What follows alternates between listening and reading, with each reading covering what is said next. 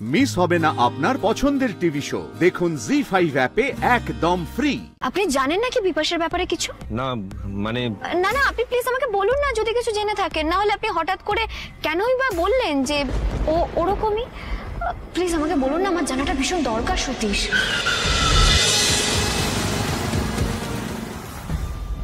ডিলটা আজকে ফাইনাল হয়ে গেলে ভালো হতো। দেখুন সতীশ, আমি কিন্তু চেষ্টা করেছিলাম। আসলে কি বলুন তো, অনেকগুলো টাকার ব্যাপার তো, তাই হয়তো উনি একটু সময় নিয়ে নিতে চাইছেন। সময়টাই আমার হাতে নেই। মিস্টার বাজুরিয়ার থেকে এই কন্ট্রাক্টটা যে কোনো দিন অন্য কারোর হাতে চলে যেতে পারে। দেখুন, আমার মনে হয় কোম্পানির যেখানে বেনিফিট হচ্ছে অবভিয়াসলি সেখানেই হ্যাঁ করা উচিত। এক্স্যাক্টলি।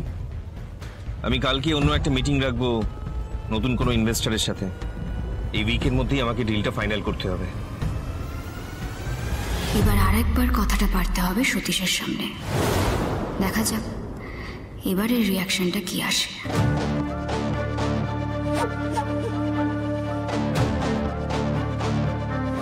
না, গান চালাবেন না, কোনো দরকার নেই।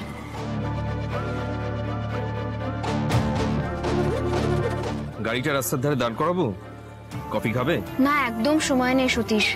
অনেকগুলো ফাইল জমা আছে, এছাড়াও অনেক পেন্ডিং আছে কাজ। তাই অফিসে গিয়ে সবার আগে সেই কাজগুলো কমপ্লিট করতে হবে। বলছি, আপনি ওই ব্যাপারে তো কিছু বললেন না, মানে কোনো খোঁজ খবর নিয়েছিলেন? কোন ব্যাপারটা? বিপাশার ব্যাপার।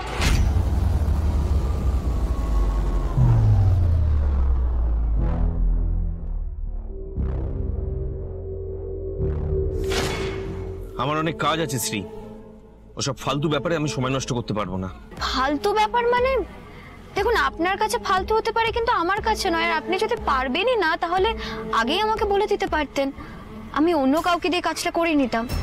কিন্তু যেভাবেই হোক বিপাশার ব্যাপারে আমাকে খোঁজ খবর নিতেই হবে সতীশ।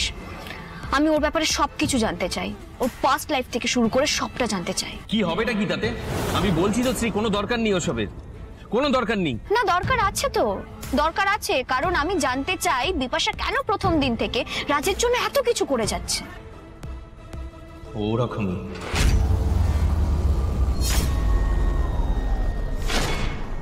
ওরকমই মানে আপনি জানেন নাকি বিপাশার ব্যাপারে কিছু? না মানে না না, আপনি প্লিজ আমাকে বলুন না যদি কিছু জেনে থাকেন, না হলে আপনি হঠাৎ করে কেনই বা বললেন যে ও ওরকমই। প্লিজ আমাকে বলুন না, আমার জানাটা ভীষণ দরকার সতীশ।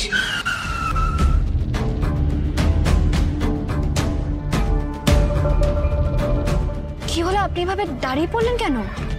আমি আজকে আর অফিস যাব না শ্রী। তোমাকে আমি ছুটি দিয়ে দিলাম, তুমি বাড়ি চলে যাও। এভাবে আপনি কি বলছেন? অনেক ইম্পর্টেন্ট কাজ আছে, অফিসে তো যেতেই। কালকে এসে করে নিও। আমার শরীরটা ভালো লাগছে না, আমি আজকে অফিসে যাব না। তুমি এখান থেকে কোনো ক্যাব ধরে নিয়ে বাড়ি চলে যাও। আপনার কি হচ্ছে বলুন তো? আপনি একটু আগেই বললেন যে আপনি কফি খাবেন, গান চালাতে যাচ্ছিলেন, আর এখন বলছেন আপনার শরীর ভালো লাগছে না। হঠাৎ কি হলো আপনার? আরে বাবা, বলছি তো তুমি বাড়ি চলে যাও। প্লিজ একটা ক্যাব করে তুমি বাড়ি চলে যাও। বললাম তো আজকে অফিস ছুটি, এত কেন আলোচনা করছো তুমি? প্লিজ যাও। আচ্ছা ঠিক আছে, আপনি যখন বলছেন তখন আমি চলে যাচ্ছি। আপনি সাবধানে যাবেন। হ্যাঁ, বাই।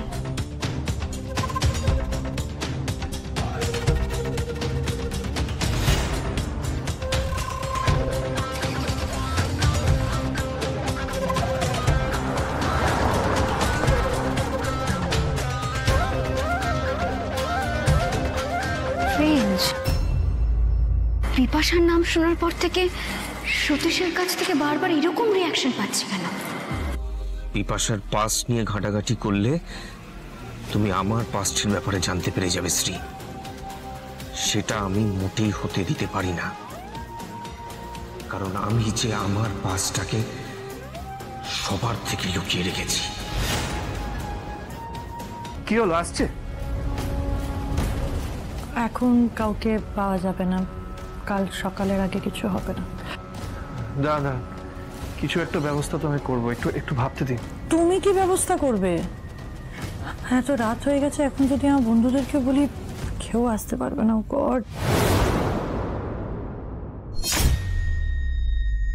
বলছিলাম না, আমি যদি আজ রাতে এখানে থেকে যাই তাতে কি আপনার কোনো আপত্তি আছে?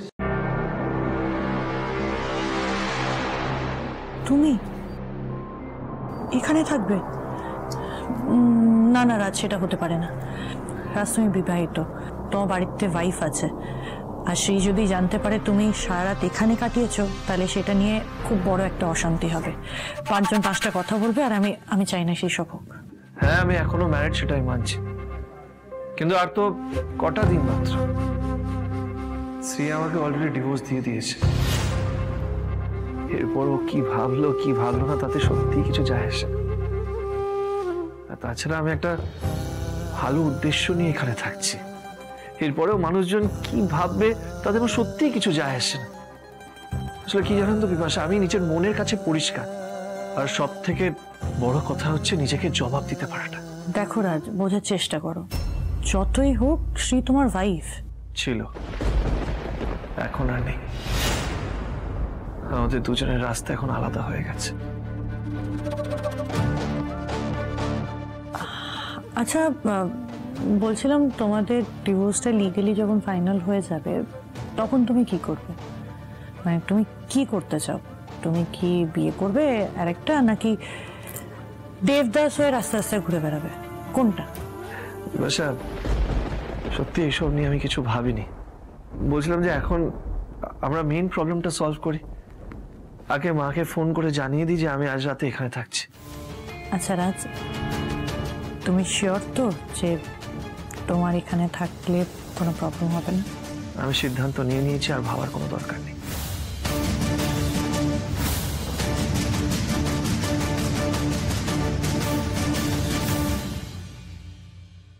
হ্যাঁ রাজবাবা বল। মা, আমার মনে হচ্ছে আজ আমার ফেরা হবে না। ওমা, কেন ফেরা হবে না কেন? হ্যাঁ, কি হয়েছে তোর? তোর কিছু হয়নি তো বাবা? না মা, আমার কিছু হয়নি, কিন্তু তাহলে কেন, কি হয়েছে? তুই বাড়ি ফিরবি না কেন? দেখো না, কোথাও কিছু নেই, কিন্তু হুট করে বিপাশা পায়ে চোট পেয়েছে, প্রচন্ড লেগেছে ওনার। ওমা, বিপাশা ম্যাডামের আবার কি হলো? হ্যাঁ, চোট লাগলো কি করে? ডাক্তার দেখানো হয়েছে? মা, তোমাকে বাড়ি ফিরে আমি সবকিছু বলবো। আপাতত ডক্টর বলেছেন ওনাকে রেস্ট নিতে। আসলে ব্যাপারটা হলো যে ওনার বাড়িতে কেউ নেই। ও হো, তাহলে মালকী দেখাশোনা কে করবে? সেই জন্যই তো মা আমি তোমাকে ফোন করলাম। কোনো উপায় নেই মা, তাই আজ আমি এখানেই থাকবো, মানে বিপাশার বাড়িতে। আসলে ব্যাপারটা হলো মা যে ওনাকে হেল্প করাটা জরুরি, তাই আজ বাড়ি ফিরবো না, এখানেই থাকবো। তুমি ওই দিকটা ম্যানেজ করে নিও। না বাবা, না, ঠিক আছে বাবা, তুই বাড়ি ফিরিস নি।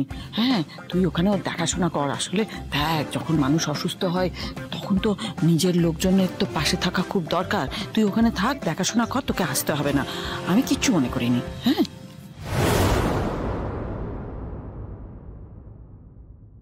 কি হয়েছে গো মা? হ্যাঁ, বিপাশা ম্যাডাম অসুস্থ, রাজবাবাকে থাকতে হবে ওখানে। ও এই, তোর এত জানার ইচ্ছে কেন? সব ব্যাপারে একবার কান বাড়িয়ে বসে আছে। যা নিজের কাজে যা। কাজ নেই, কর্ম নেই, দাঁড়িয়ে আছে সবসময়। বাবা, আজ রাতে তাহলে রাজদাদা বিপাশা ম্যাডামের বাড়িতে থাকবে? জি5 ডাউনলোড করুন আর সব এপিসোড দেখুন একদম ফ্রি।